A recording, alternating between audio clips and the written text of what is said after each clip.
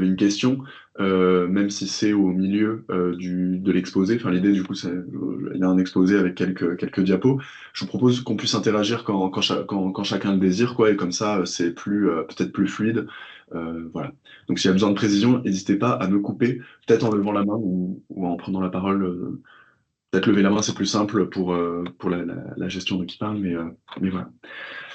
Donc, bienvenue à ce webinaire. On va parler du travail. Donc, je me présente peut-être. Je suis Pierre Schneider. Je travaille à l'ACTA depuis 9 mois. Donc, en fait, pendant 6 mois, j'étais en stage de fin d'études, donc suite à des études d'agronomie. Et ça fait 3 mois que du coup, je travaille à l'ACTA en CDD pour compléter en fait le travail que j'ai pu faire en stage. Et l'idée du stage, c'était de faire une synthèse des résultats de l'expérimentation BFP2. Et en fait, cette synthèse en a découlé une méthodologie, l'élaboration d'une méthodologie, en fait. Et c'est de ça dont on va parler aujourd'hui. Alors, c'est à la fois du coup de la méthodologie et à la fois des résultats, comme je vais essayer de vous le montrer. Donc la présentation, elle va se conduire comme ça, une introduction, une problématique, ensuite un ensemble de démarches et résultats. Il y en a deux types. Il y a déjà une méthodologie qui est un résultat en soi du travail que j'ai pu faire. Et puis, il y a une preuve de concept qui se posera la question, quel levier, quelle performance dans les systèmes de culture? Évidemment, la question est mal posée, on y reviendra par la suite. Alors déjà, pour celles et ceux qui peut-être pour une vision un petit peu d'ensemble, on va dire, je vais m'attarder sur je vais m'attarder sur un peu Défi XP2 en introduction. Donc Défi XP2, c'est 41 projets expérimentaux qui regroupent 226 systèmes de culture. Et Défi XP2, ça concerne toutes les filières végétales, horticulture, arboriculture, grande culture, polyculture, élevage, viticulture, culture maraîchère et légumière et culture tropicale. Et puis, Défi XP2, ça se place à l'échelle de l'ensemble de la France, quoi, en gros, sauf les régions à dominante élevage. Et les expérimentations, donc les expériences qui ont été menées dans les différents sites expérimentaux se sont échelonnées entre 2018 et 2024. Et en gros, ça dure entre 4, 5, 6 ans selon les systèmes de culture. Alors voilà pour Défi XP2. Maintenant, pourquoi est-ce qu'on cherche à en réaliser une synthèse? Quels en sont les destinataires? Alors déjà, bon, c'est un petit peu pour Défi XP3 et d'autres dispositifs à l'échelle de réseaux qui mettent en réseau plusieurs systèmes de culture, c'est déjà de fournir un cadre méthodologique, de savoir comment est-ce qu'on fait synthèse de ces différents projets. Il y a une question qui se pose pour différentes entités, notamment Défi XP3, et donc on veut apporter des réponses déjà pour ça. Et puis, c'est également de la recherche assez exploratoire. On essaye de faire une synthèse, on voit si c'est pertinent, on voit si c'est pertinent d'un point de vue transversal, et puis on essaye. Et puis ensuite, cette synthèse, elle permet aussi de prendre un peu de recul par rapport à l'ensemble des parties prenantes. Donc je pense aux porteurs de projets à tous les expérimentateurs. Euh, c'est une prise de recul en fait qui permet de replacer peut-être son système, son projet avec d'autres qui ont pu être explorés, qui n'étaient pas nécessairement au même endroit. Donc voilà, donc c'est à ça que peut servir la synthèse, en tout cas c'est comme ça qu'on le voyait. Et puis, une synthèse qui se base sur quoi? En fait, les défis XP2 étant terminés, les personnes ne sont plus financées, donc à partir de quoi il faut se baser? Il faut se baser à partir du matériau préexistant. Donc ce matériau de travail, alors ça, les noms vont parler à beaucoup d'entre vous. Il y a déjà Data Grossist, qui est donc euh, une base de données dans laquelle il y a des données quantitatives qui sont liées donc à Grossist et à la saisie à Grossist qui sont faites dans les systèmes de culture. Il y a les articles qui sont publiés par la revue Innovation Agronomique. Donc normalement chaque projet a fait un article synthétique qui résume enfin qui conclut, on va dire, le projet, donc c'est à l'échelle projet. Et puis à l'échelle, enfin il y a aussi à chaque échelle, projet, site expérimental et système de culture, une page sur le site Ecophytopic qui donne un certain nombre d'informations. Alors par exemple au niveau du site expérimental, il y a un ensemble de facteurs météorologiques, pédoclimatiques.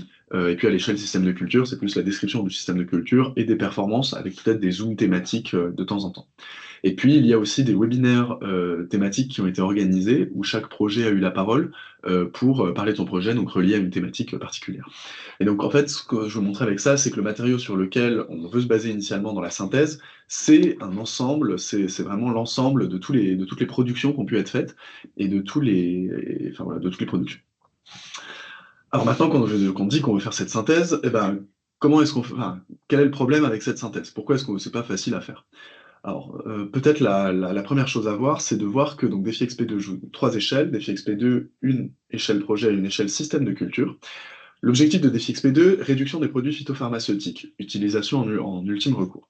Qu'est-ce que ça donne à l'échelle projet? À l'échelle projet, en fait, les projets se sont saisis de cette question avec leur prisme propre et ils ont utilisé tout un tas de mesures et d'indicateurs qui sont potentiellement différents entre les différents projets.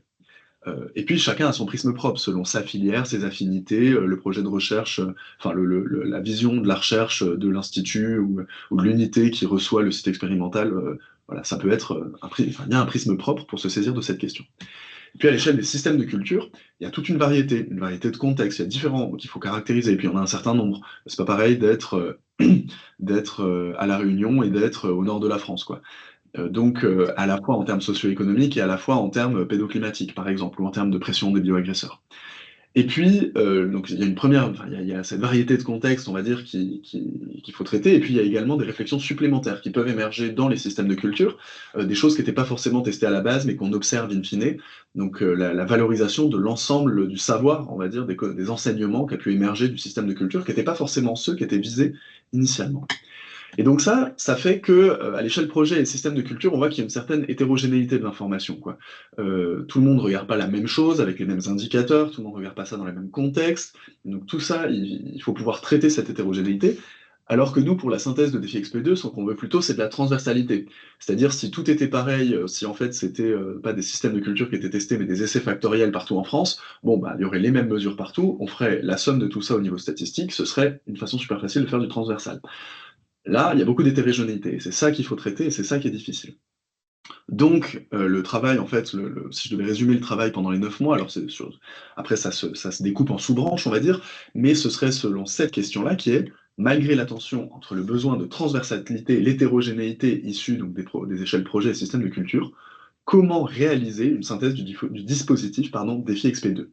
Et puis, comment anticiper les besoins de la synthèse pour Défi XP3, c'est-à-dire en quoi ça peut être utile, et puis comment est-ce qu'on doit s'y prendre en fait pour mener à bien cette synthèse, pas forcément à la fin des projets, mais essayer d'accompagner tout au long du processus enfin, de la vie des projets pour avoir une synthèse transversale in fine qui soit la meilleure possible et la plus intéressante. Voilà pour la problématique. Alors maintenant, ce que je vous propose, c'est de passer à démarche résultat. J'ai mélangé un peu les deux pour vous montrer deux séries, quoi. La première, c'est essayer de vous expliquer quelle méthodologie on a pensé pour la synthèse globale. Alors ça, c'était une méthodologie qui est sortie très rapidement, en fait. Forcément, c'est un état de l'art, et donc c'est sorti assez rapidement, mais on va dire que la réflexion Enfin, ça a gagné en maturité tout au long du travail, en fait, notamment grâce à la preuve de concept de cette méthodologie. Et c'est surtout que ça a gagné au fur et à mesure des échanges qu'on a pu avoir, des gens enfin, il y a eu plusieurs personnes qui m'ont orienté en fait sur des noms, sur des notions qui permettaient en fait de faire gagner en maturité cette méthodologie. Donc peut-être ça parlera à certains et certaines qui l'ont peut-être déjà vu, mais ça a été modifié depuis un petit peu. Voilà. Euh, donc passons à cette méthodologie, à la description de cette méthodologie.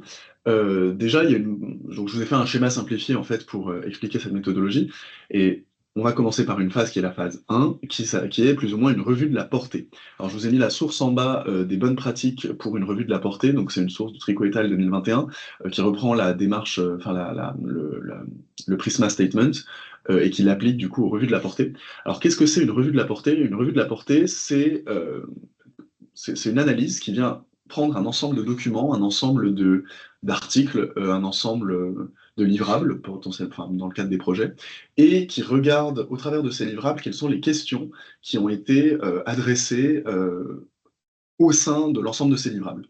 Donc, qui vient se poser la question de quelles questions on s'est posées dans ces livrables, si on veut. Donc l'idée, c'est d'adapter ça donc, à Défi XP2 et de voir, de voir si c'est possible de le faire. Comme je vous ai dit, il y a beaucoup d'hétérogénéité en termes de livrables. Il y a plein de documents différents, il y a des webinaires, il y a des pages éco-topiques, enfin, il y a plein de choses. Et donc l'idée de la revue de la portée, c'est vraiment de regarder ça d'un point de vue holistique, de tout prendre et puis d'essayer de ressortir les éléments les plus intéressants en se basant évidemment sur les documents qui ont le plus avec une gradation du sérieux des documents, quoi. C'est pas pareil d'écrire un article scientifique, de donner un livrable obligatoire, ou bien des choses qui pouvaient être annexes, je sais pas, des diaporamas. Alors, c'est sérieux un diaporama, je veux dire, mais c'est peut-être une source un peu plus lacunaire, on va dire, que d'autres sources, quoi. Et donc l'idée, c'est de partir des projets, donc ici, d'aller convoquer l'ensemble des documents, de lire, de s'entretenir aussi avec les personnes, ça peut être intéressant, de faire un recueil des différents livrables et puis de consulter en fait ces différents livrables pour essayer de trouver des sujets potentiels qui sont associés, on va dire, au projet Défi XP2. Alors qu'est-ce que c'est qu'un sujet? Un sujet, en fait, c'est un enseignement qui paraît intéressant à la personne dont est issu cet enseignement.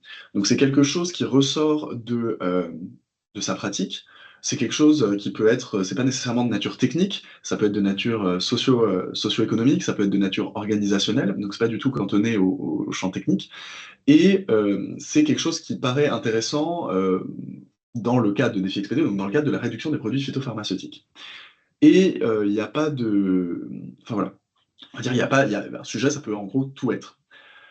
Et l'idée d'un sujet, c'est quand même d'arriver à l'affiner, à le reformuler, à le problématiser, à l'ancrer dans le terrain, et notamment qu'il ait un sens, donc à partir des avis internes et externes. C'est-à-dire que ça doit être dans la réduction des phytos, donc c'est pour ça que l'avis externe doit être convoqué pour savoir si ça a vraiment un intérêt d'un point de vue sociétal, quoi, quelque part. Enfin, si c'est bien dans le cadre de Défi XP2, mais il doit aussi y avoir un avis interne, parce que, comme j'ai dit, c'est ce qui est intéressant, c'est ce qui ressort de l'expérimentateur.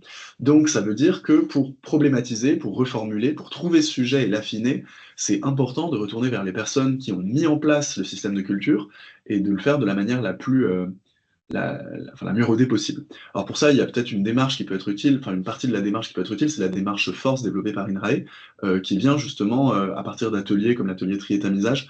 Je ne sais pas si ça parle à certains ou certaines d'entre vous, mais donc ça permet par exemple d'émettre ces sujets-là à partir des systèmes de culture qui sont très compliqués, et de les mettre, de reformuler le sujet jusqu'à ce qu'il soit le plus pertinent possible, et de l'ancrer dans le terrain réellement, avec notamment la bonne caractérisation, on va dire, de ce qui fait le sujet, quoi, dans quel contexte il se situe, etc. Euh, voilà. Et puis ce qui est très important dans notre cadre à nous, comme il y aura une phase 2 qui va reconvoquer une partie de la phase 1, c'est d'aller flécher dans une base de données les sujets avec les projets et les documents. Donc de vraiment faire un lien sur ce triptyque-là pour être capable d'être le plus efficace dans la phase 2. C'est peut-être là la particularité de la revue de la portée dans le cadre de Défi XP2, c'est vraiment de flécher projet, document, même à l'échelle système de culture, pour savoir qu'est-ce qui est à reconvoquer dans les sujets a posteriori. Cette première phase, ça peut être assez long parce qu'il faut convoquer l'ensemble des livrables. Ça peut être un travail, en fait, ça peut déjà être un travail, un stage de fin d'études, par exemple, qui pourrait être utile, enfin, qui pourrait mettre en place une revue de la portée un peu complète, ou si on veut pousser un peu plus loin, donc dans le cadre d'un CDD, donc on part sur du 6, 9, peut-être un an, 9 mois, c'est peut-être un an, quoi. C'est pour donner un ordre de grandeur. Et puis une fois qu'on a adressé l'ensemble de ces questions, l'ensemble de ces sujets donc, avec lesquels viennent des problématiques, quoi. L'idée, c'est de répondre à chacune de ces questions en faisant donc une synthèse. C'est pour ça que j'ai mis plusieurs pièces. C'est pas qu'il y aura plusieurs sujets, et pour chaque sujet, il y aura plusieurs projets impliqués. Alors, est-ce qu'on répond à toutes les questions? Parce qu'il y a plein de questions qui émergent. L'idée, c'est de se dire que les projets font déjà une très bonne valorisation de ce qu'ils font s'ils traitent un sujet. Et parfois même, ils se regroupent entre projets enfin, des projets se sont regroupés pour traiter des sujets en commun. Maintenant, ce qu'on peut se dire, c'est que là, les synthèses qu'on cherche à faire, qui sont peut-être un peu plus, qui sont pas sur des thématiques très larges, qui sont vraiment sur des choses très précises, si on arrive à relier plusieurs sujets, ça peut être intéressant de faire plusieurs projets, pardon, ou plusieurs systèmes de culture. Ça peut être intéressant de faire une synthèse de ces questions en convoquant l'ensemble de l'expertise. Et donc on va pas forcément traiter toutes les questions. Une question qui est présente que dans un système de culture d'un projet, c'est pas à l'échelle transversale que c'est intéressant de le regarder, c'est à l'échelle du projet. Donc là, la synthèse, elle vient vraiment se placer, elle vient vraiment être utile pour ça. Elle vient être utile pour convoquer différents projets pour répondre à une même question si plusieurs projets parlent de la même question. Voilà. Je sais pas si c'est clair. Et l'idée, avec quelle méthode est-ce qu'on fait ces synthèses? Donc là, l'idée, ça a été de faire une recherche bibliographique, c'est de se baser en fait sur les méthodes de méta-analyse ou de revue systématique. Donc si je dois faire un peu la différence entre les deux, une méta-analyse, c'est plutôt quantitatif, statistique, alors qu'une revue systématique, c'est plutôt en essayant d'enlevant, alors dans les deux cas, on enlève des biais, mais dans la revue systématique, c'est gérer du qualitatif, différents livrables, documents, articles qualitatifs, les synthétiser en essayant d'enlever des biais. Donc il y a toute une méthode un peu plus compliquée que ce que je viens de dire pour mener à bien une méta-analyse ou une revue systématique. Je vous ai mis la source ici, le Prisma Statement de Page et al. 2018. Et également, ces synthèses de ces différentes questions, on mène des méta-analyses ou des revues systématiques dessus, c'est selon les situations. Donc selon les sujets, des fois la synthèse statistique s'y prête mieux que d'autres, enfin des fois ça s'y prête mieux la synthèse statistique, des fois pas forcément. Et puis ça dépend aussi de la qualité et de la quantité des données à disposition, bien sûr, donc il y a un choix à faire entre les deux. Voilà. Et j'ai mis ici quelques sources, Doré et al., Philibert et al., Krupnik et al., qui se posent la question de comment est-ce que c'est mené les méta-analyses et les revues systématiques, c'est plutôt du côté méta-analyse, les méta-analyses en agronomie actuellement, et ça rappelle les étapes indispensables pour créer une analyse en fait de qualité avec le moins de biais possible, ou en tout cas qui s'interroge en fait sur ses propres biais. Et donc, pour faire ces synthèses, l'idée, ça va être d'aller faire une récolte de données à nouveau à partir des documents. Et donc là, c'est facilité si on a bien fléché projet, document, sujet pendant la phase 1, pendant la revue de la portée. Et avec ça, on espère avoir plusieurs méta-analyses ou revues systématiques, une pour chaque question adressée dans la phase 1, et valoriser ensuite ça. Voilà. Est-ce que pour cette méthodologie globale, alors c'est un peu théorique, ça parle pas trop d'agronomie encore, mais est-ce que vous avez déjà peut-être des premières questions, ou alors sur l'introduction, la problématique? Est-ce qu'il y a déjà des personnes qui souhaitent interagir sur ces sujets-là? Ou est-ce que je continue? Eh bien, je continue. Donc, passons à l'étape d'après. Ensuite, donc, deuxième salve de résultats, à propos d'une preuve de concept. Alors, pourquoi est-ce qu'on s'est dit on va faire pourquoi est-ce que dans ce travail, on s'est dit on va faire une preuve de concept? Pour la simple et bonne raison que quand on regarde ce schéma, on se dit que c'est un peu théorique, et la revue de la portée, on se dit que c'est intéressant d'aller convoquer tous les sujets, mais qu'il y a déjà des sujets qui sont déjà évidents, on va dire, dans Défi XP2, qui sont posés dans l'appel à projet, et on peut se baser sur ces questions pour voir si c'est déjà possible, dans le cadre de Défi XP2, de faire une méta-analyse ou une revue systématique, et du coup d'essayer de faire une synthèse. Et puis l'avantage de ça, c'est que ça permettra déjà de donner quelques premiers résultats, puis ça donne quelque chose de tangible qui fait qu'on pourra savoir si c'est utile ou pas de mettre en place après cette méthodologie, notamment pour Défi XP3. Alors, la preuve de concept que je vais vous présenter, elle se base sur la question: quel levier donne quelle performance dans les systèmes de culture testés? C'est une question volontairement mal posée, on va y revenir. Comme je vous l'ai dit, cette preuve de concept, l'idée c'est de voir ce qu'on peut tirer à l'échelle transversale, dans un premier temps, de voir quelles pistes d'analyse, quelles perspectives on peut mettre en place dans ce genre de réseau, et puis de voir les lacunes dans, par exemple, la récolte de données pour les prochains dispositifs. Alors allons-y, pardon, hop, je me perds dans mes slides. Peut-être, on va d'abord aborder d'un point de vue agronomique comment on a considéré cette question, quel levier donne quelle performance?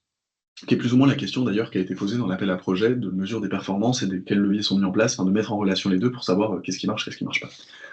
On repart d'un modèle agronomique de base, c'est celui-là. Alors bon, là, il est écrit sous la forme d'une équation pour avoir une écriture un peu condensée, mais je vais le décrire avec vous. Enfin, je vais vous le décrire. Donc, l'idée de ce modèle agronomique, c'est de dire que la performance observée, performance qu'elle soit socio-économique ou qu'elle soit environnementale ou agronomique ou économique, cette performance, elle est due à deux choses. D'une part, le système de culture, quand on est dans des systèmes avec juste de la culture. Donc le système de culture qui est défini comme une rotation, un assolement et un ensemble d'itinéraires techniques pour chacune des cultures présentes. C'est ce sur quoi l'agriculteur ou l'agricultrice a la main, ce qu'il peut mettre en place, ce qu'il peut changer, ce qu'il peut faire évoluer, ses prises de décision, ses règles de décision, etc. Et d'un autre côté, il y a la situation de production. Donc là, c'est le contexte pédoclimatique, le contexte socio-économique aussi, la pression des bioagresseurs initiale, théorique, on va dire, et puis également la météorologie sur les années d'exploitation. C'est ce sur quoi l'agriculteur ou l'agricultrice n'a pas voix au chapitre, quoi, ce qui est défini, le socio-économique n'étant pas défini sur un terme infini, enfin mais sur les années d'expérimentation, on va dire sur 7 ans, on peut se dire que c'est la situation de production, c'est sur quoi l'agriculteur n'a pas vraiment la main. Et ces deux objets-là interagissent pour donner la performance. Donc d'un point de vue analytique, si on arrive vraiment à très bien décrire ça et très bien décrire ça et qu'on sait le lien entre les deux, on pourrait théoriquement prédire une performance à coup sûr à partir de la description précise des deux objets. Alors le problème dans Défi XP2, c'est que pour le système de culture, on a beaucoup d'informations, mais beaucoup d'hétérogénéité. C'est-à-dire qu'un système de culture en horticulture ou un système de culture en culture tropicale, c'est pas du tout la même chose. Et la façon de le décrire, c'est pas du tout la même chose. Et donc, il a fallu essayer de dézoomer au maximum le système de culture pour garder un peu l'essence, on va dire, d'un système de culture, d'essayer de simplifier au maximum pour pouvoir faire entrer l'ensemble des systèmes de culture dans des cases. C'est une façon de voir la chose, on a décidé de partir sur ce prisme-là.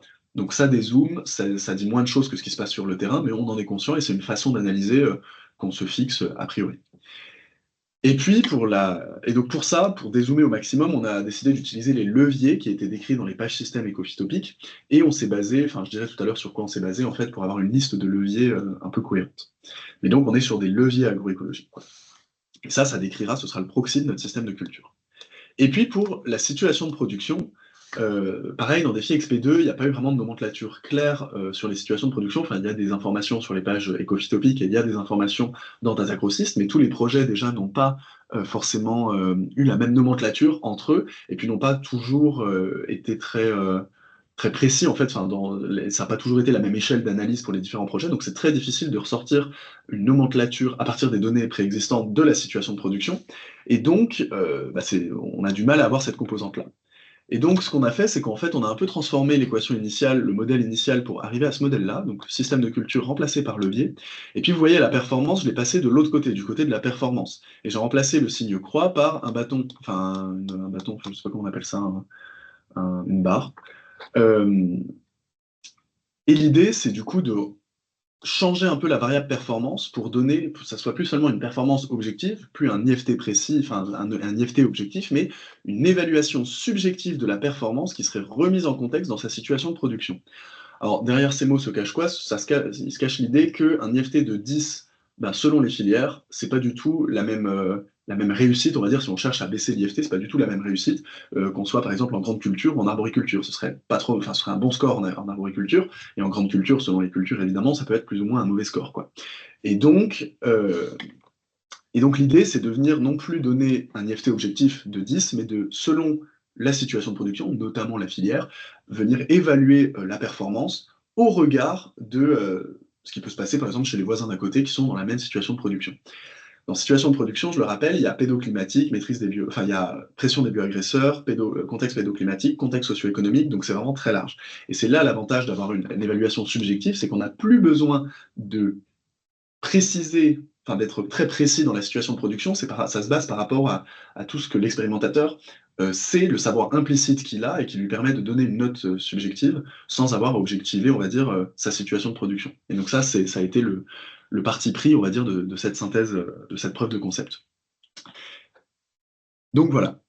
Alors ensuite, une fois qu'on en est là, on a ce modèle agronomique-là, bon, on aimerait récolter des données pour ça et récolter des données pour ça, mais avant ça, il faut savoir comment est-ce qu'on va analyser. Alors on a voulu se baser d'un point de vue purement statistique et analytique, donc ça a ses limites, ça ne dit pas tout ce qui se passe sur le terrain et enfin ça perd de l'information, on va dire, les statistiques. Mais l'idée pour le traiter, en quelques mots, c'est de relier les leviers à des performances, et du coup, ça va être on aurait pu faire des modèles linéaires, etc., mais nous, on voulait pas d'a priori sur les interactions entre leviers potentiels, on voulait prendre des interactions entre leviers, et on voulait enfin voilà, on voulait les interactions entre eux. Et du coup, on s'est dit, et on voulait pas qu'il y ait de relations forcément linéaires initialement. On se dit qu'il peut y avoir des effets de seuil, il peut y avoir plein de choses, et donc on se dit qu'on va aller partir sur des algorithmes qui gèrent bien ça, de classification supervisée. Donc c'est par exemple, pour celles et ceux à qui ça parle, les forêts aléatoires, le gradient boosting, les arbres de régression. Donc c'est toutes ces choses-là qui permettent vraiment de dire, a priori, théoriquement, quel levier donne quelle performance, sachant situation de production. Dès que je parlais de performance maintenant, c'est performance remise dans le contexte de la situation de production.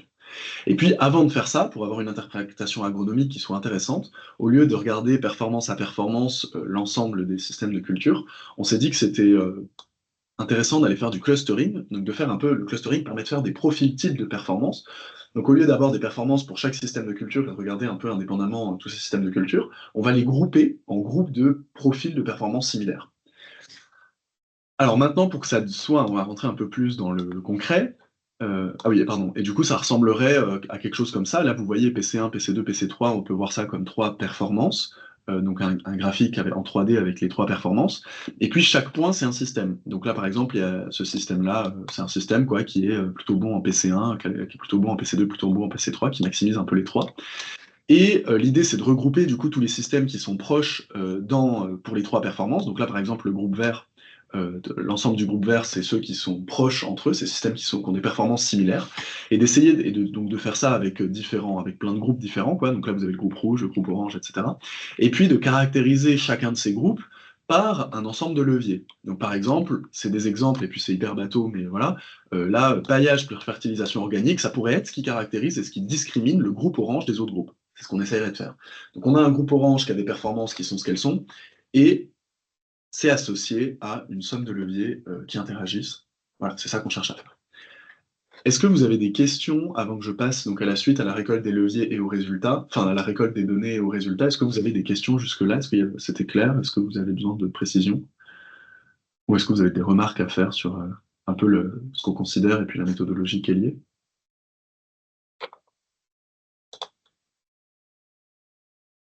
Non? Ok, alors je continue. Euh, alors voilà où on en est. L'idée là, ça va être ensuite de récolter des données pour appliquer, donc d'un point de vue statistique, ces algorithmes-là. Déjà, on va commencer par L, donc les leviers. Alors, les leviers, on s'est dit qu'on allait se baser sur un matériau préexistant, donc la description du système de culture fourni par les expérimentatoristes, donc dans les pages système écophytopique. Cette information, elle est binaire, alors parce qu'on n'a pas le temps de la récolter avec une notion d'intensité, mais le levier, en gros, dans un système de culture, on va se dire qu'il est présent ou absent, et on ne dit pas, il n'y a pas de graduation, quoi. Quelqu'un qui fait 100 mètres de haie ou quelqu'un qui plante 800 mètres de haie, bah, il aura le levier infrastructure écologique de la même manière. Et puis, on se base sur une liste de 100 leviers qui est issue des Integrated Place Management Principles, qui est donc une liste, en fait, c'est une nomenclature des leviers qui est issue d'un projet qui s'appelle AgroWise, qui est mené par INRAE et qui est européen, c'est un projet européen. Et donc ça, précisément, ces leviers, ça a été fait par une université que j'ai oublié, enfin, c'était en Europe. Et je vous ai mis un exemple ici de levier pour avoir un petit peu plus pour que ça soit un peu plus tangible. Donc là, c'est dans une case qui s'appelle prévention et suppression dans la nomenclature. Et par exemple, on a l'idée d'avoir une fertilisation minérale équilibrée, ou une fertilisation organique, ou du paillage, moment optimal de récolte, essimage, élagage et feuillage. Quand c'est vert, ça veut dire que le levier est mis, quand c'est bleu, ça veut dire que le levier n'est pas mis. Donc vous voyez, on a comme ça, on a bien une combinaison, une suite de 0 et de 1 pour savoir quelle combinaison de leviers a été mise en place sur le système de culture. Vous voyez que c'est sans levier et que c'est binaire, donc l'information est assez limitée et au final, on n'a pas d'idée de règle de décision, etc. Mais ça va nous permettre de faire un premier travail statistique, à voir s'il est intéressant par la suite, mais voilà, on a ça. Et puis ensuite, dans l'équation, la deuxième partie, c'était la performance sachant situation de production ici. Alors ça, comment est-ce qu'on l'a récolté? On est retourné vers les expérimentatoristes avec un questionnaire qu'on a donc fait de nouveau.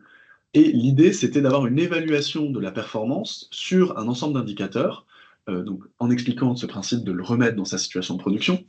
Et voilà l'ensemble des indicateurs, je vous les ai notés ici. Ils sont issus de la méthode masque, enfin de la démarche, enfin de la méthode, oui, enfin pardon, de la méthode d'analyse multicritère masque 2.0, qui se place à l'échelle système de culture, et qui, elle, fait une agrégation pour donner des notes sur, sur l'environnement, le social et l'économique. Nous, on n'a pas du tout fait d'agrégation, l'idée c'était juste d'aller chercher une référence des indicateurs, donc, que je vous ai mis ici. Vous avez en jaune l'économique, en rose l'agronomique, en bleu le social, en vert l'environnemental, et l'ensemble des indicateurs associés. Sur les indicateurs, vous voyez, on va être flou, c'est-à-dire déjà c'est une note qualitative, c'était 4 notes entre peu satisfaisant et très satisfaisant, et puis comme c'est remis dans le contexte de sa situation de production, la rentabilité, bah, c'est une rentabilité finale, quoi, on va dire. Enfin, il n'y avait pas de consigne précise, enfin, j'avais dit de penser à la marge semi-nette, en souvenir, mais il n'y avait pas, enfin, pour essayer d'inclure les charges opérationnelles, etc. Mais on va dire, il n'y a pas de nomenclature très précise des indicateurs, parce que ça doit être très très précisément, quoi. C'est vraiment un avis, on va dire, a posteriori sur son système de culture. Donc maintenant, on a tout le matériau, on a les leviers, on a performance sachant situation de production, on sait qu'on va faire du clustering puis de la classification supervisée, donc on va pouvoir y aller. Je vais commencer par vous présenter, enfin, je vais commencer à vous présenter les résultats. Sauf si, encore une fois, il y a des questions. Les résultats, on commence par le clustering. Il se trouve qu'une fois qu'on avait tous les systèmes et toutes les performances, on a réussi à identifier 4 groupes différents de performances. Et donc je vais vous montrer ces 4 groupes de performances et je vais vous montrer de quoi ils étaient composés. Parce que dans les systèmes de culture, c'est pas du tout homogène. C'est-à-dire on voyait qu'il y avait des performances qui étaient associées à différentes filières ou différentes conduites, ou à des conduites différentes. Et donc ça, je vais vous le présenter. Alors je commence par le groupe qui est peut-être le plus intéressant, c'est le groupe 3. Alors il y aura 4 groupes, donc il y aura 4 cases là dans le diaporama. Donc là on commence par le groupe 3. Le groupe 3 au total j'avais 120 systèmes de culture sur les 226 de défi XP2. Donc là on se base vraiment sur 120 systèmes de culture. Et pour 120 systèmes de culture, j'ai à la fois les leviers et à la fois la performance.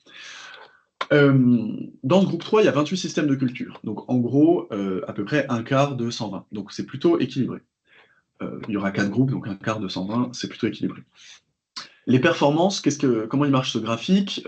En ordonnée, vous avez donc les 4 échelles de notes, et en abscisse, vous avez les 15 indicateurs que j'ai mentionnés juste avant. Vert, environnement; bleu, social; rose, agronomie; jaune, économique. Donc c'est groupé les performances, mais en gros les performances sont là. Et les bulles, enfin les pourcentages et la taille des bulles vient dire combien de systèmes, enfin sur les 28 systèmes de culture, combien de systèmes ont répondu, par exemple ici, très satisfaisant. C'est un peu plus compliqué que ça. Les expérimentateurs n'ont pas vraiment répondu une seule note à chaque fois, ils en ont répondu plusieurs, mais donc ça prend ça en compte. Donc il faut noter que dans ces, par exemple là, 88% sont très satisfaits de leur IFT. C'est pas seulement 88% des systèmes, c'est en comptant en plus l'incertitude qu'ils ont pu émettre. Par exemple, il y a quelqu'un qui a pu dire moi, sur les 6 années, 5 années, j'ai été très satisfait. Par contre, il y a une année en termes d'IFT, j'ai dû traiter beaucoup, et donc j'étais vraiment peu satisfait. Bon, et ça, ce graphique-là le prend en compte. Donc là, il y a un point, doit y avoir un pourcentage un pourcentage de systèmes qui a dû répondre peu satisfaisant à un moment donné. C'est pas un système qui a été peu satisfait, c'est peut-être une année dans un système. Voilà. Donc ça prend en compte l'incertitude, ce schéma. Et donc ce groupe 3, qu'est-ce qu'on voit? On voit que c'est des performances plutôt très satisfaisantes. Là, le gros du poids est là. Alors quand il n'y a pas le pourcentage dans la bulle, c'est parce que la bulle est trop petite et ça se borne à, je crois, 25%. Donc en dessous de 25%, c'est pas noté. Mais du coup, ce qu'on voit, c'est qu'on a une grosse majorité des systèmes de culture de ce groupe qui ont des notes très satisfaisantes, sauf peut-être en rentabilité où ça tombe un peu, mais il faut noter que cette rentabilité n'est pas au maximum, mais par contre c'est le c'est le maximum de l'ensemble des 4 groupes que je vous montrerai par la suite. Donc c'est le groupe où tout se passe bien, que ça soit en point de vue environnemental, social, économique ou agronomique. Alors qu'est-ce que ça veut dire ça? Déjà ça veut dire que c'est pas impossible d'avoir un ensemble de performances. Enfin c'est pas possible enfin c'est possible, pardon. Enfin il n'y a pas d'incompatibilité entre la maximisation de l'économique, du social et de l'environnemental.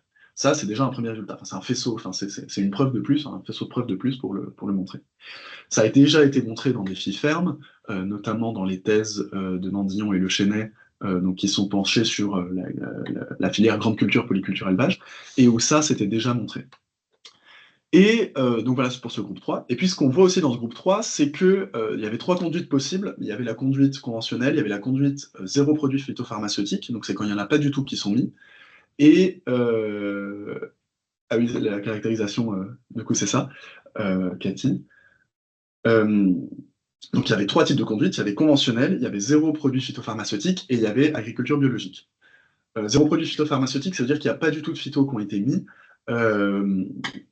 On a été très sévère là-dessus, c'est-à-dire que même si une année, solution de rattrapage, on a mis un phyto, on l'a compté dans conventionnel. Et SR, ça veut dire surreprésenté. Donc là, dans ce système, le bio était surreprésenté par rapport à l'ensemble de systèmes de culture initial. Et puis, les filières, merci Louise de préciser, c'est zéro produit phytopharmaceutique hors biocontrôle. Et concernant les filières, c'est toutes les filières qui sont représentées dans le groupe 3, sauf le groupe grande culture, polyculture, élevage, qui est vraiment sous-représenté. Il n'y a que 3 systèmes sur les 28 systèmes qui sont dedans, alors que donc, ça a vraiment une sous-représentation par rapport à l'ensemble initial. Donc voilà pour le groupe 3. Le groupe, est-ce que vous avez... Alors, je réponds aux questions, j'en mets dans le chat. Est-ce que vous aviez envisagé une évaluation de la satisfaction avec une pondération des indicateurs? Je ne me souviens plus s'il y avait une question sur l'importance de tel ou tel critère d'évaluation. La question de la pondération des indicateurs, on voit que là, il y a beaucoup plus d'indicateurs environnementaux que, par exemple, économiques, et du coup, c'est les catégories, les indicateurs sont pondérés de telle manière à ce que les catégories aient le même poids. Donc on a dit ça a autant de poids l'économique que l'agronomique, que le social, que l'environnemental. Du coup, ce qui fait que là, il y en a 2, là, il y en a 6. Donc ça veut dire que l'indicateur IFT, il compte 3 fois moins que l'indicateur rentabilité. Par contre, environnement et économique comptent de la même manière. Est-ce que ça répond à la question? Voilà. Donc voilà pour le groupe 3. Passons alors, ce groupe 3, donc, groupe où ça se passe bien. Passons à un autre groupe qui est intéressant à comparer. Le groupe 1. Alors, même système de schéma, le groupe 1, on voit que ça se passe bien au niveau environnemental, quasiment aussi bien que pour le groupe 3. Par contre, on voit qu'il y a un décrochage. Il y a un décrochage au niveau ici des adventices, donc maîtrise des adventices, et il y a un décrochage au niveau social. Il y a plus de complexité et de surcharge de travail. Et puis, un point de vue rentabilité, ça baisse aussi. Donc, on ne va pas forcément justifier le pourquoi est-ce qu'il y a ça qui se passe, mais dans l'idée, on pourrait se dire, enfin, ça paraît plutôt cohérent agronomiquement, on a un problème adventice. Comme on a un problème adventice, on doit avoir une surcharge de travail pour gérer ce problème adventice. Et comme on a un problème adventice, à la fois on a un produit qui est réduit, et en plus, comme on doit plus faire travailler, ben, on a des marges qui sont grignotées. Ce qui fait que donc on a un problème de rentabilité. Alors, ce lien causal, je l'invente. Enfin, c'est une interprétation, on va dire. C'est pas du tout ce que nous dit ce schéma. Ce schéma nous montre une corrélation et on vient mettre une justification dessus. Quoi qu'il en soit, ça nous fait un second profil de performance où on a l'environnement qui se passe bien, mais on a un décrochage en termes adventices, en termes social un petit peu, et en termes rentabilité, par rapport au groupe 3.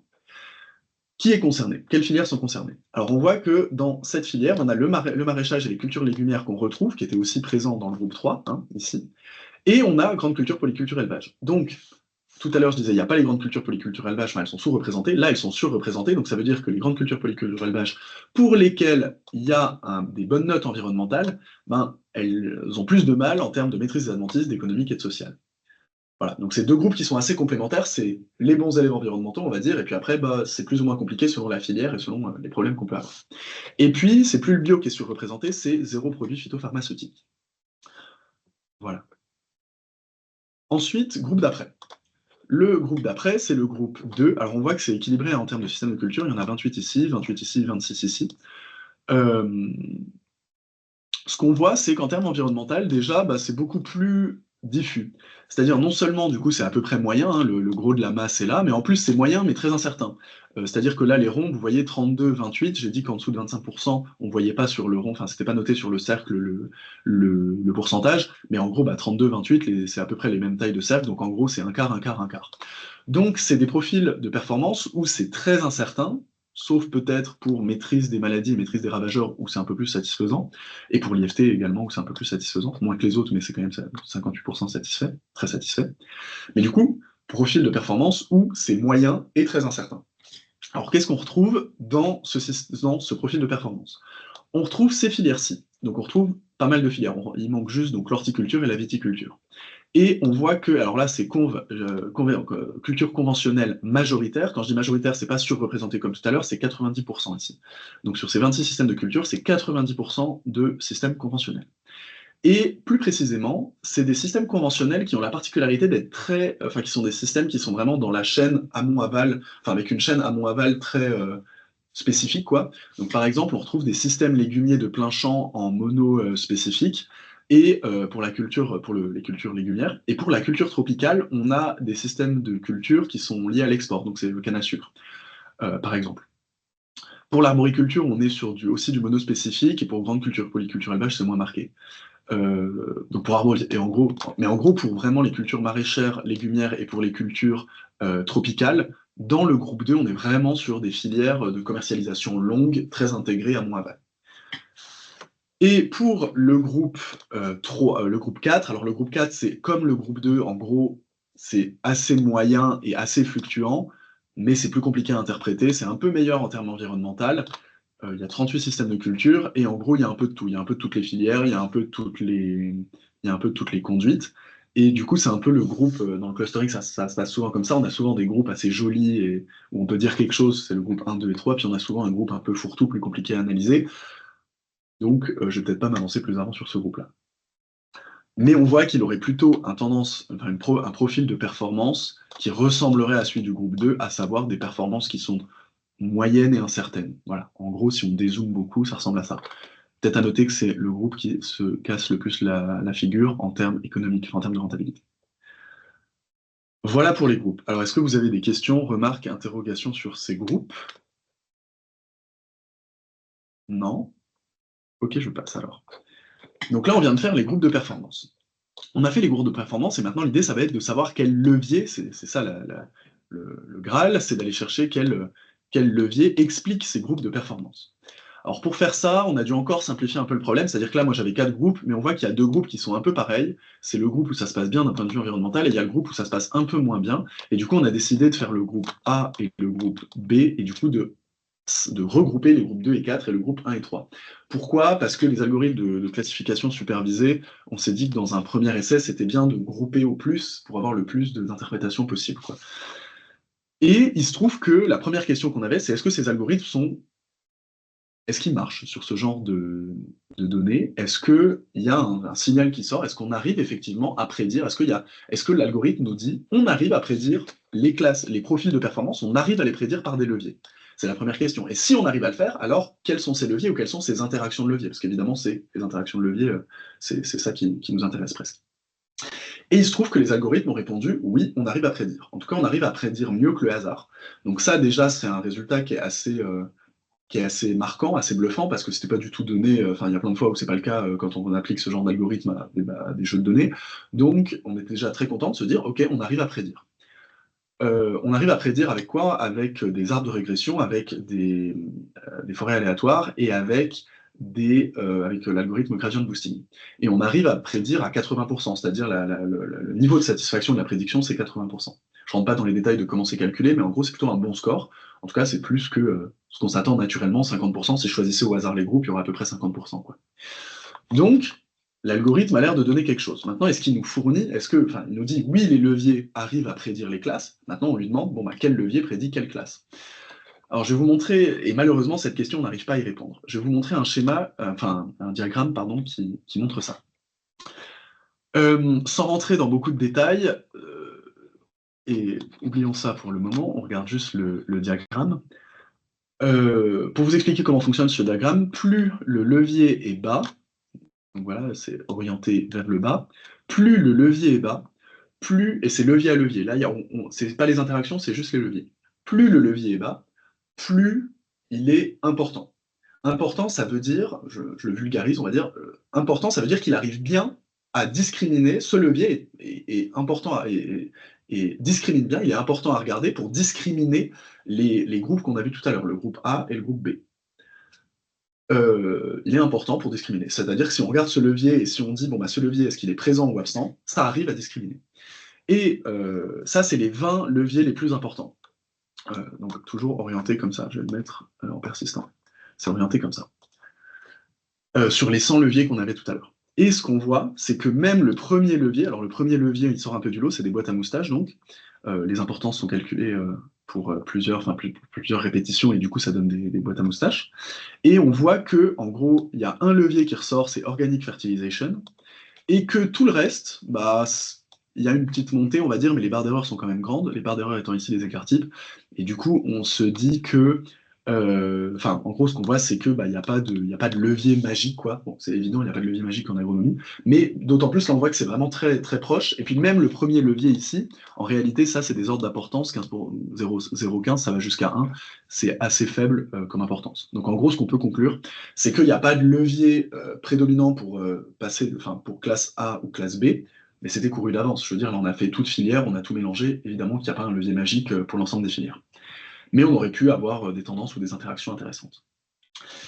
Et ce qu'on peut quand même dire, c'est que Organic Fertilization, pourquoi il ressort? Parce que je vous ai dit que tout à l'heure, il y avait une surreprésentation du bio dans le groupe 3, et du coup, c'est plutôt normal. Enfin, du coup, tous les bio cochent la case Organic Fertilization, donc là, il y a déjà la moitié ici, dans le groupe A, il y a déjà la moitié des systèmes qui sont en bio, enfin, il y en a beaucoup, quoi, qui sont en bio. Du coup, c'est normal que Organic Fertilization ressorte, parce qu'en plus, dans 0 PPP, ils peuvent aussi utiliser de l'Organic Fertilization, quoi. Donc, c'est plutôt normal que ça ressorte, c'est presque un biais lié au groupe qu'on avait avant, quoi. Alors, qu'est-ce qu'on conclut? Ensuite, on a aussi également regardé les interactions, et les interactions entre leviers, on voit qu'il y a à peu près la même chose. En fait, il n'y a pas d'interaction majoritaire pour discriminer les groupes. Il y en a quelques-unes qui ressortent comme Organic Fertilization, mais elles ne sont pas très intéressantes en soi. Donc on se dit qu'il y a des interactions peut-être encore plus complexes, encore plus de leviers. Donc c'est la première chose qu'on peut se dire. Et puis surtout, ça veut dire aussi qu'il y a probablement plusieurs combinaisons possibles pour une même performance, même au sein d'une même filière. Il n'y a pas un seul chemin qui mène à Rome dans les interactions de leviers qu'on puisse avoir. Et puis surtout, en fait, ces points-là, dire qu'on n'arrive pas à trouver ça, ça veut nous dire surtout que c'est hyper important de caractériser la situation de production, ce qu'on n'a pas fait. On l'a pas fait parce qu'on pouvait pas, on n'avait pas le matériau pour, ni le temps pour aller faire des enquêtes un peu plus poussées. Mais du coup, ça conclut vraiment ce travail en disant la situation de production, c'est l'information hyper importante à capter dans Défi XP3 ou dans d'autres ensembles de projets, quoi. Mais quand même, la réussite, c'est de dire qu'on capte un signal à l'échelle transversale et que du coup, ça veut dire que ces méthodes-là statistiques, elles sont très certainement très intéressantes à pousser en incluant la situation de production et que là, on aurait certainement un ensemble de leviers qui ressort. Et puis, ça a permis quand même de remontrer quelque chose, enfin, notamment les groupes sont peut-être pas inintéressants, même d'un point de vue juste descriptif. Et puis, ça a permis de montrer que, par exemple, dans Défi XP3, on retrouvait le fait que c'était pas du tout impossible de rendre compatibles les différentes performances. Donc voilà voilà comment on peut conclure, on va dire, cette preuve de concept statistique. Voilà pour ça. Peut-être je conclus et puis je passerai donc à une phase de questions où on reviendra sur un peu tout. La conclusion va être rapide. La conclusion, c'est de dire que donc encore une fois, je rappelle, hein, il y avait deux salves de résultats, un premier salve sur la méthodo et une deuxième salve sur la preuve de concept. Et donc, ce qu'on peut dire, c'est que d'un point de vue méthodo, l'important, c'est d'avoir une organisation claire des sujets à toutes les échelles pour les lier entre eux, et vraiment avoir une base de données qui lie sujet, document sujet, document et, euh, et projet, pour vraiment être capable d'adresser une diversité de sujets et de pouvoir répondre par des synthèses à chacun de ces sujets. D'un point de vue statistique, concernant la preuve de concept, qu'est-ce qu'on ressort de cette preuve de concept? Déjà, un signal est capté à l'échelle transversale, donc ça, c'est bien, et ça appuie des résultats agronomiques qu'on connaît dans la littérature. Il n'y a pas un seul chemin qui mène à la performance, et c'est très important de regarder la situation de production. Et on se dit que du coup, il y a un intérêt de pousser avec ces méthodes statistiques à l'échelle système de culture en intégrant mieux la situation de production. Et donc là, il y a un peu idée d'avoir une théorie un peu plus fiable que ce qu'on a actuellement, une nomenclature un peu plus fiable des situations de production, qui intègre notamment les facteurs socio-économiques. Parce qu'en fait, autant le pédoclimatique, on a des idées à peu près claires de quels sont ou le météorologique, quels sont les indicateurs qu'il faut regarder pour avoir des situations de production à peu près, enfin des contextes à peu près similaires. Autant d'un point de vue socio-économique, c'est beaucoup plus compliqué à faire. Et puis, pour éviter des potentiels biais de notation que j'ai pas trop abordé là, mais il y avait un sujet sur le biais de notation, notamment selon les conduites, bioconventionnelles et zéro phyto. Donc, pour éviter les biais de notation et pour avoir la situation de production, ce qui peut être intéressant, c'est pas seulement de faire une enquête par questionnaire comme nous on a fait par manque de temps, quoi, dans le cadre d'un stage, mais peut-être de se tourner vers des entretiens semi-directifs, des enquêtes terrain selon les sujets. Donc, aller vers un peu plus enfin, une caractérisation un peu plus propre, on va dire, un peu plus humaine, un peu plus, ouais, en mobilisant l'expertise des expérimentateuristes, quoi.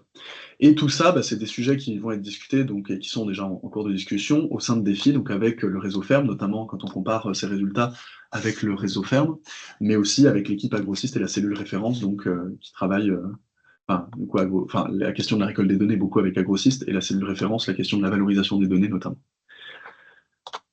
En résumé, rôle du transversal, c'est lier les projets et les systèmes de culture via des sujets d'intérêt commun, dans un premier temps. C'est la première partie de ma présentation.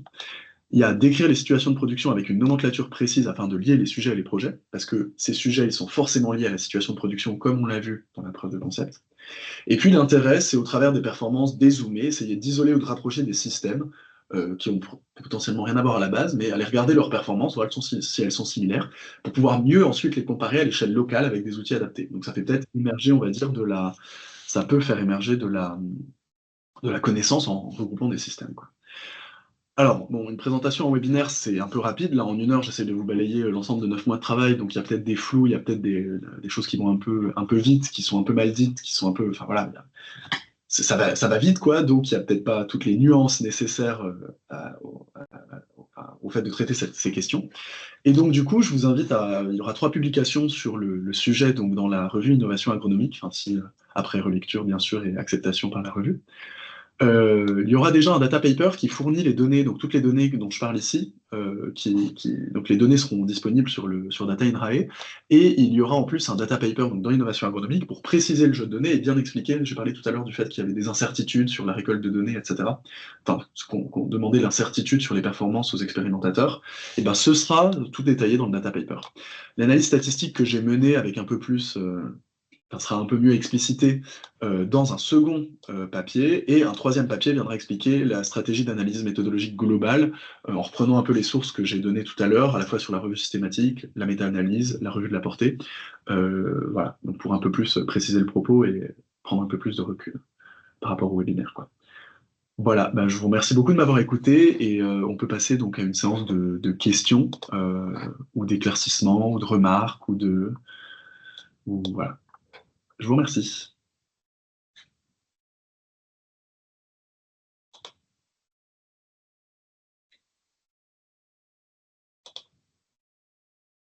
Oui, Élise. Je vais essayer de mettre ma caméra. Ouais, ça marche. Ah, oui, on ne voit pas très bien. Bonjour, merci beaucoup. Déjà, je peux peut-être me présenter vite fait. Donc, moi, je m'appelle Élise Higonin, je suis doctorante à l'INRAE en agronomie et je travaille sur la place des leviers agroécologiques dans les stratégies de gestion et donc critères de performance dans les exploitations agricoles. Donc, autant dire que j'ai adoré ta conclusion et tes perspectives. Moi, j'avais une question du coup sur l'usage de Masque 2.0. Ouais. Pourquoi tu as choisi du coup cet outil et est-ce qu'il t'était imposé ou est-ce que t'en as regardé d'autres et peut-être que tu l'as expliqué, désolée, mais Complètement. Non, non, c'est une question très pertinente. Effectivement, elle s'est posée. En fait, alors il y en a plein d'autres auxquels on a pensé. Ça n'a pas été imposé.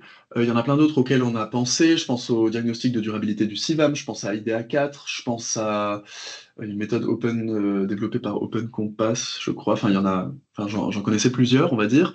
Mais déjà, le premier tri très simple, c'est lequel est à l'échelle système de culture, lequel est à l'échelle exploitation. Donc, par exemple, IDEA 4, il sort parce qu'il est à l'échelle exploitation. Donc déjà, on s'est posé cette question-là. Et ensuite, on voulait un... Bah déjà, ça en exclut beaucoup, quasiment tous, je crois. Et ensuite, pourquoi Masque 2.0? C'est parce qu'on s'est dit qu'il y avait un certain recul dessus, enfin qu'il existait depuis un certain temps, que c'était la deuxième version, donc il y avait un certain recul. Et surtout, il était très... Enfin, je trouvais que les fiches indicateurs, donc qui sont notamment citées dans les papiers dont j'ai parlé, enfin qui seront notamment citées dans les papiers dont j'ai parlé, euh, était assez complète et permettait vraiment de bien se rendre compte de ce que ça voulait dire. Enfin, ça permettait en fait les gens qui répondaient au questionnaire de les envoyer vers les fiches et si jamais ils avaient des questions et du coup les fiches aidaient beaucoup à, enfin simplifiaient beaucoup le travail quoi. Voilà. De notre côté. Et puis, donc le côté agrégation était gênant, mais c'est pas grave parce qu'il détaille les indicateurs, donc ça permettait de faire ça. Et puis c'était déjà un nombre raisonnable aussi de. Parce que du coup, le questionnaire, fallait que ça soit quand même facile à remplir pour que les gens aient envie de le remplir, que ça puisse leur prendre moins de 10 minutes. Et donc, il y avait un bon rapport sur le nombre d'indicateurs et de temps. Donc, on a choisi ça. Même si on a un peu, pour gagner encore un peu de temps, pour être à 15 indicateurs, il y en a 25, 30, je crois, quelque chose comme ça, peut-être un peu moins. On a déjà quand même fait des choix pour regrouper. Voilà. Est-ce que ça répond à la question? ouais, très bien. Merci beaucoup.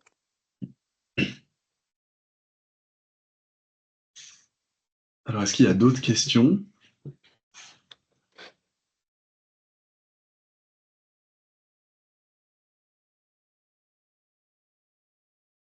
Alors, une question dans le chat.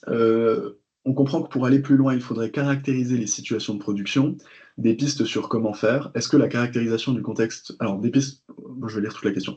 Est-ce que la caractérisation du contexte pédoclimatique et des principaux ravageurs et maladies localement, les radars qu'on avait complétés pour Ecophytopic, serait un début à compléter par des données sur contexte socio-éco? Effectivement. Alors, bah, je pense qu'effectivement, il y a quand même une partie de la donnée pédoclimatique qui est complètement collectable, quoi, déjà sur les pages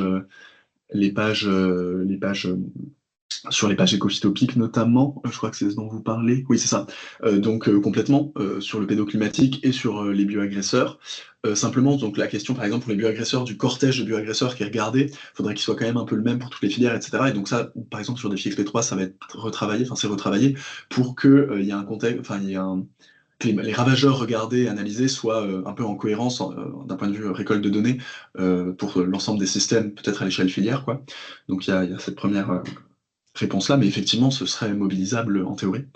Et puis, pour les pédoclimatiques, et puis pour les principaux ravageurs et maladies, et adventices. Et ensuite, sur le contexte socio-éco, effectivement, c'est aussi des données qu'on pourrait caractériser. Euh, Après, pour aller un peu plus large, on va dire, sur des pistes sur comment faire, euh, bah, je sais qu'il y a une partie de l'agronomie qui s'attarde sur ces questions de caractérisation, on va dire, des locales des exploitations. Enfin, je pense à des méthodes comme le diagnostic agronomique ou des choses comme ça, développées notamment.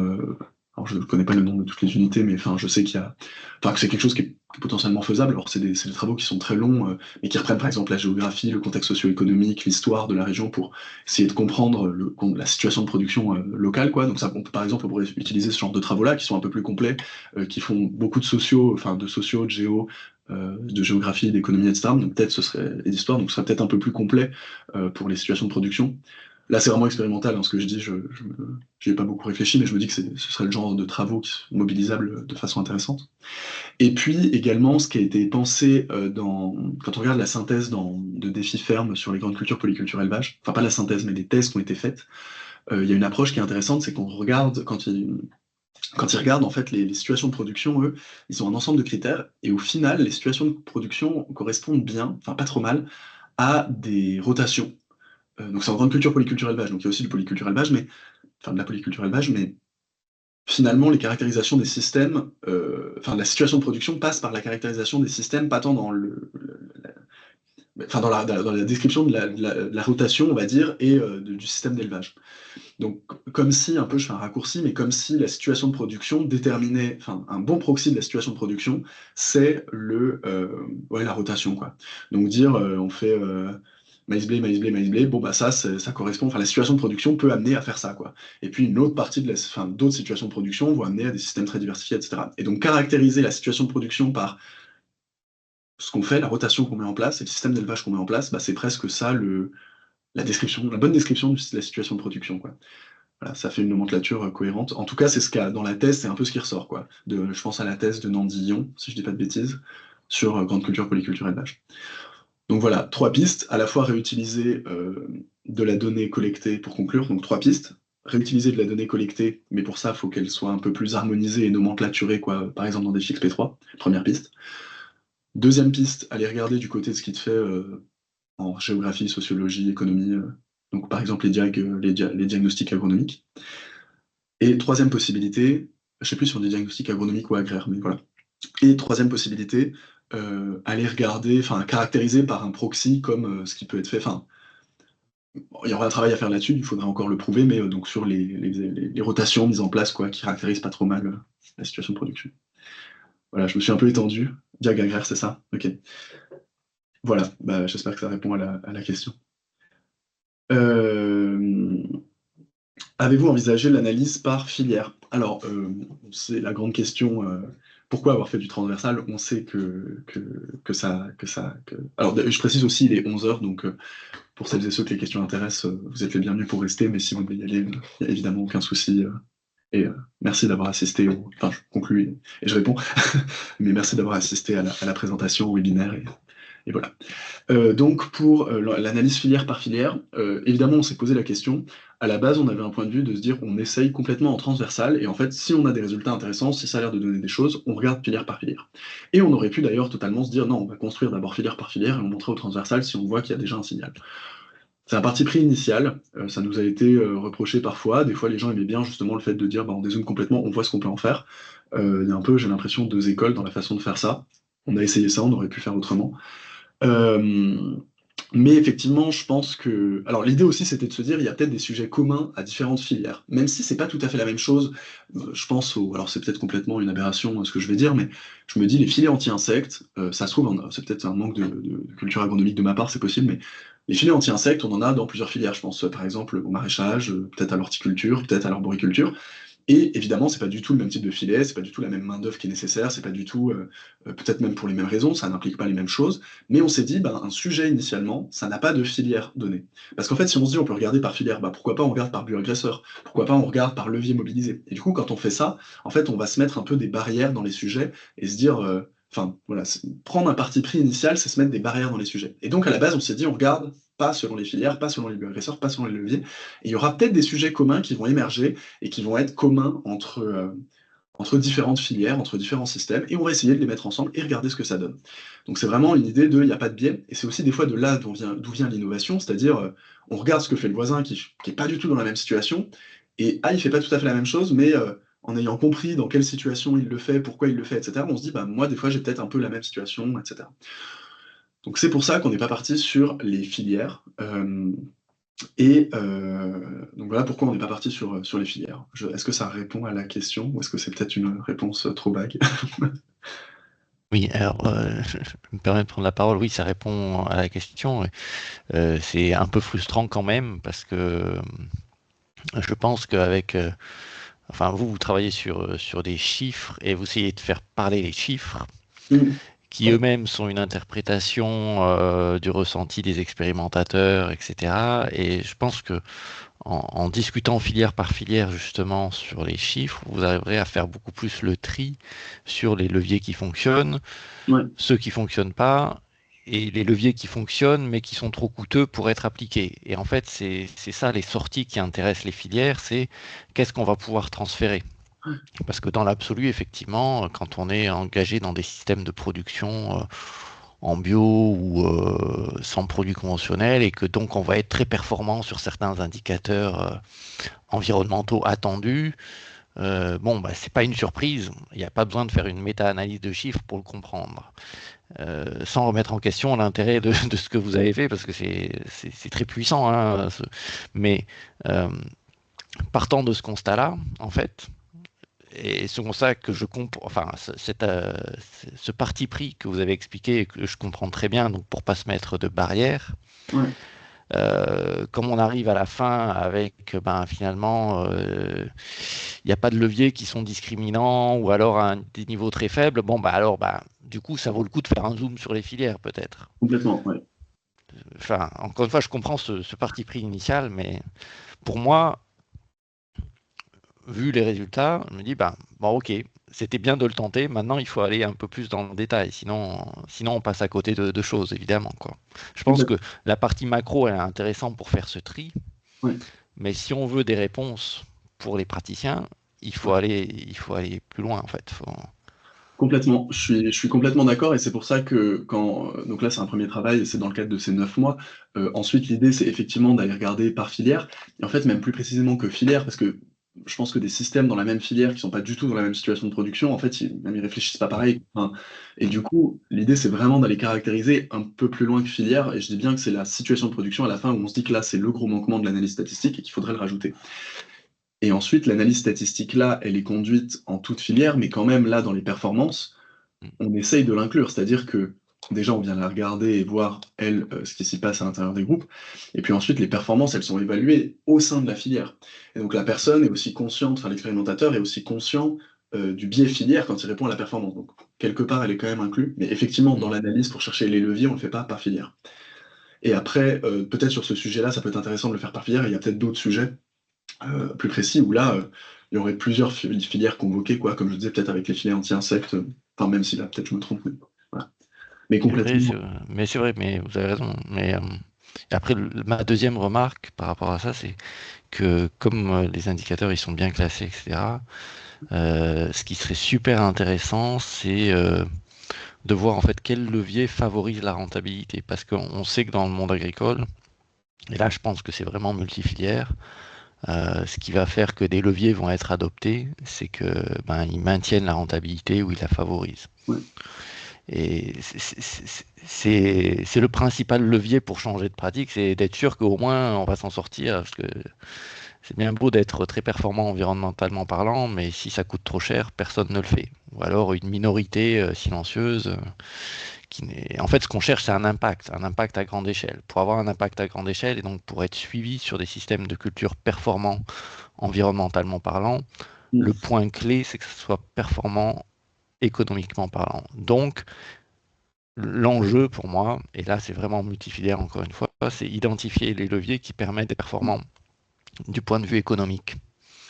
Alors disons que notre analyse, elle se basait sur d'autres critères que l'économique, notamment parce que on pense qu'il y a une enfin, on pense, enfin, en tout cas, ça a été mon parti pris dans l'analyse, mais que, il y a beaucoup de facteurs sociaux qui font aussi qu'on fait tel choix ou pas tel choix et notamment, quand on regarde la surcharge de travail, je pense que la surcharge de travail, c'est quand même un indicateur qui est beaucoup regardé, enfin, Mhm. ce qui est quand même important dans le choix d'un système. Et par exemple, sur les questions environnementales, là, c'est intéressant de le regarder pour nous aussi, parce que nous, il y a un aspect aussi politique public, et donc quand on sait qu'il y a des pratiques qui peuvent être source de revenus supplémentaires, parce que là, la rentabilité, elle prend pas en compte les subventions potentielles. Ce qui fait que là, comme on sait qu'il peut y avoir de la subvention, etc. là-dedans, bah, c'est quand même intéressant d'aller regarder d'un point de vue environnemental, notamment pour le côté politique public. Et donc c'est aussi pour ça qu'on vient faire de l'analyse multicritère, c'est pas simplement pour regarder d'un point de vue euh, le système de culture et l'agriculteur, mais aussi tout l'écosystème dans lequel il évolue. La surcharge de travail, ça peut être par exemple son bassin d'emploi, ça peut être ce genre de choses, ça peut être lié à ça.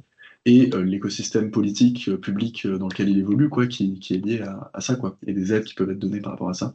Donc c'était aussi un choix de faire l'analyse multicritère pour ça, et pas de se baser que sur la rentabilité, même si je suis d'accord que dans une exploitation, la rentabilité est un facteur hyper important, quoi.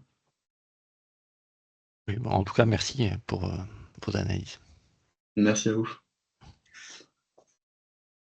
Il y a Nicolas qui avait une question. Oui, bonjour à tous. Donc Nicolas Guibert, Astre d'Or, je suis expérimentateur dans XP2 et maintenant XP3. Merci Pierre pour cette présentation et ce beau travail, c'était très clair.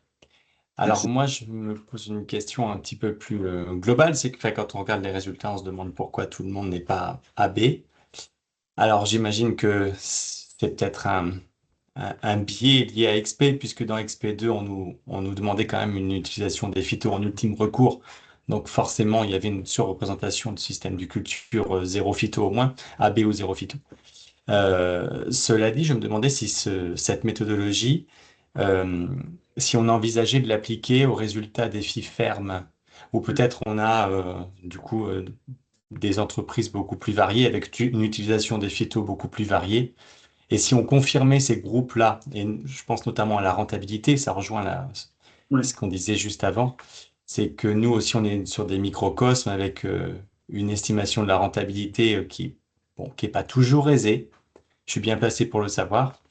J'aimerais bien savoir si on retrouve les mêmes groupes et si notamment les gens qui sont en AB, en défi ferme, sont aussi contents de leur rentabilité ou pas. Voilà, des choses comme ça. Alors, il y a plein de sujets. Je vais répondre déjà à une partie de la question et j'aurais peut-être oublié la fin d'ici d'ici la fin de la réponse, donc je te demanderai peut-être de répéter. Mais déjà sur la question du AB, donc déjà là, il y a une première question qui peut se poser, c'est est-ce qu'il n'y a pas un biais dans la réponse? La réponse étant subjective, elle est forcément soumise à des biais, même si on demande aux expérimentatoristes de se poser la question de la situation de production, de se poser de la question de se poser des questions, potentiellement, quand on voit ce résultat-là, on se demande est-ce qu'il n'y a pas un biais, alors un biais filière par exemple, hein, et un biais par exemple sur le bio. Enfin, l'AB versus la conventionnelle zéro phyto. Pourquoi? Comment a émergé cette question? En fait, ces différents graphiques-là, j'en ai discuté avec les experts filières, donc ça sort pas juste de mon chapeau, j'ai discuté avec différents experts filières de ces différents graphes. Et un résultat qui ressortait, enfin une question qu'on m'a posée, c'est là on voit qu'environnementalement ça se passe bien là aussi. En fait, est-ce que ces deux-là, ce serait pas le même groupe? Et simplement là, on a des gens qui sont plus sensibles à la propreté de la parcelle. Enfin là, je vais utiliser des mots avec les. Enfin voilà, à la propreté de la parcelle. Est-ce que là, en bio et puis dans toutes les filières, sauf grande culture, polyculture, élevage, est-ce que les gens notent pas mieux la maîtrise des adventices ou leur rentabilité, par exemple en bio? Est-ce qu'ils notent pas mieux la rentabilité de base parce que juste ils savent qu'ils vont mieux valoriser et du coup, intrinsèquement, ils sont un peu biaisés par ça, et comme je demande un truc subjectif, forcément, c'est un peu biaisé, donc voilà. Donc effectivement, la question du biais, par exemple là sur le bio, comme on l'abordait, il y a peut-être un biais des expérimentateuristes qui étaient en agriculture biologique. Donc là, c'est dur de savoir si le signal qu'on repère là, il est dû au fait que le bio, c'est vraiment ça le facteur, ou est-ce que c'est lié à un biais? Pour ça, c'est ce que j'avais dit en conclusion, il faudrait s'orienter vers des entretiens peut-être semi-directifs où on vient interroger un peu comme les sociologues, quoi. Enfin, je ne suis pas un professionnel de la sociologie évidemment, mais je me dis qu'il doit y avoir des méthodes pour essayer de creuser les déterminants d'une réponse. Et donc, avec des entretiens semi-directifs, on devrait réussir à faire en sorte que la personne nous dise, enfin, on creuse, est-ce que là, par exemple, votre rentabilité, est-ce que vous prenez en compte le fait que vous êtes en agriculture biologique, que du coup, votre problème adventiste, c'est moins un problème adventiste parce que votre rentabilité, de toute façon, elle va être un peu plus haute parce que vous vendrez un peu plus haut. Voilà. On se dit qu'il doit y avoir des méthodes un peu techniques sociologiques, quoi, enfin d'analyse sociologique, qui permettent de répondre à cette question du biais. Peut-être qu'il y a un biais. Est-ce que ça répond à la première partie de la question? Ouais. Et Ouais. pardon, deuxième partie était. C'était quoi? C'était la comparaison avec Ferme, peut-être? Ah oui, la Ou... comparaison avec Ferme. Alors, sur la question de est-ce que Ferme pourrait mettre en place ce genre d'analyse, je pense que Ferme, en fait, Ferme, alors sur la question, donc il y a plusieurs niveaux. De ce que j'ai compris de ce qu'a fait Ferme, l'idée, c'était déjà, premièrement, est-ce qu'on peut avoir une baisse d'IFT dans les exploitations? Nous, c'est presque une question qui ne nous intéresse pas dans Défi XP2, parce que évidemment qu'on peut baisser, c'est de l'expérimental, on est subventionné, donc en fait on peut ne jamais récolter, c'est pas grave si on a 15 mètres d'adventice, quoi, enfin c'est débile de le dire comme ça, mais comme c'est des appels à projets et que c'est financé, peu importe si on se loupe, c'est très facile d'avoir zéro d'IFT, il suffit de pas traiter, peu importe les conséquences, c'est financé. Je caricature. Donc dans Ferme c'est plutôt pertinent, dans XP ça l'est beaucoup moins. La question de la baisse d'IFT. Ensuite, ils se sont posé la question des relations entre les différentes performances. Est-ce qu'il y a incompatibilité entre les différentes performances? Cette question-là, donc nous, on se la pose aussi. Et donc, effectivement, dans ce cadre-là, Ferme s'est posé la question, ils ont fourni des travaux là-dessus, et ils sont plutôt sur notre veine aussi, à dire, bah, il n'y a pas impossibilité, il n'y a pas incompatibilité entre les différentes performances. Si je dis pas de bêtises, il faudrait relire les thèses de Le Chesnais et Nandillon pour ça, pour vérifier tous les tenants et les aboutissants de cette phrase, mais voilà. Et puis, en dernière partie, c'est la question, il se pose la même question que nous, à savoir quel levier de quelle performance. Et là, cette question, elle est toujours en cours de traitement, parce que comme on l'a vu là, c'est compliqué, parce que là, quand on est à l'échelle des leviers, c'est très facile de dire, bon, bah, tel levier, etc. Mais on sait que ce qui compte, c'est pas tant le levier, c'est plutôt sa mise en place, avec quelles règles de décision, selon quel schéma. Le décalage de la date de Smith, si tous les ans je décale de la même manière, les adventistes, au bout de 10 ans, elles se sont adaptées. Donc en fait, décalage de la date de Smith, c'est un levier que si ça bouge un peu tous les ans, quoi, quelque part. Enfin, c'est un exemple un peu bateau, mais donc, l'analyse que je fais là, bah, Ferme pourrait la faire, mais en fait, elle l'a déjà faite sur les parties faciles. Sur les parties difficiles, bah, moi, j'ai botté en touche en disant je prends les leviers de loin, eux, ils vont un peu plus loin. Donc, mais par contre, effectivement, c'est les trois questions, enfin, deux des trois questions nous tiennent à peu près, enfin, il y a une ligne commune entre Ferme et XP. Et du coup, sur la question de est-ce que là, en bio, ils auraient à peu près le même schéma, je pense que ce serait une analyse qui est possible. Le problème, c'est qu'ils ont la situation de production un peu plus précisément, et que, parce que notamment, il y a toute une batterie d'ingénieurs réseau, d'ingénieurs territoriaux, etc. Là où XP, c'est juste le porteur de projet, et du coup, bah, c'est beaucoup plus de gens, c'est beaucoup plus dur à coordonner. Enfin, j'ai l'impression qu'il y a moins d'échelons qui permettent de condenser et vérifier l'information, donc il y a peut-être ce problème-là aussi qui Et empêche. c'est une entreprise. Nous, sur Ouais, un sujet XP, effectivement, on peut avoir 4, 5 situations de production. ouais, 5 ouais, dedans. lieux, sites XP, oui. Ouais. Donc voilà. Est-ce que ça répond à la question? Oh, j'ai tapé à côté. Non, ça. Ouais. Non, si, très bien. Et je dois vous laisser. Merci beaucoup, Pierre, encore. Merci à toi d'être venu. Bonne journée. Bonne journée. Voilà. Alors, est-ce qu'il y a est-ce qu'il y a des questions supplémentaires sur ces différents sujets abordés?